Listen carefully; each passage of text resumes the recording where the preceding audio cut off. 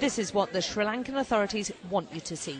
So the cameraman from State TV films a government official dispensing supplies to a fraction of the tens of thousands of homeless Tamils. But this is not the whole picture. We've not been allowed near the camps despite repeated requests, but those brave enough to speak out have given us written statements about the terrible overcrowding there, the poor hygiene and the atrocities they've witnessed by both sides. One woman with links to the camps but too scared to be identified told us of rapes inside them and of young men in particular being taken away by soldiers. I believe that there is sexual assault and harassment in the camps. I believe that these children and the young ones are going to get disappeared, but we don't know what is happening to them because there is no information, there is no transparency, we just don't know what's happening.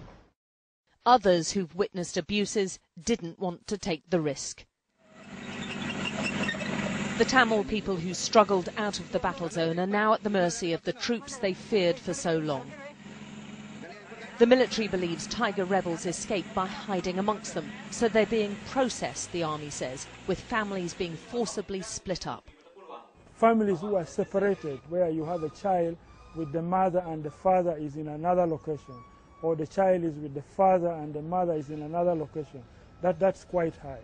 Up to about 70% or so are in this category.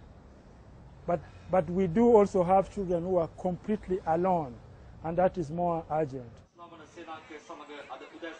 The aid agencies are not only being denied access to the camps, there are so many restrictions it's virtually impossible to help these people.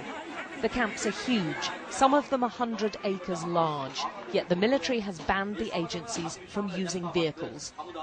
And listen to this response from one government official when I asked him about the allegations of sexual abuse in the camps. There are a few blue-eyed children in that camp, so you'll know that some of the NGOs have had a jolly good time when they were up in Vavunia. So when you go up, just have a look and try and identify them. The aid workers, or NGOs as they're called, are seen as Tamil Tiger sympathisers, perhaps because of their insistence on helping the Tamils, and many believe there's a campaign of turning public opinion against them.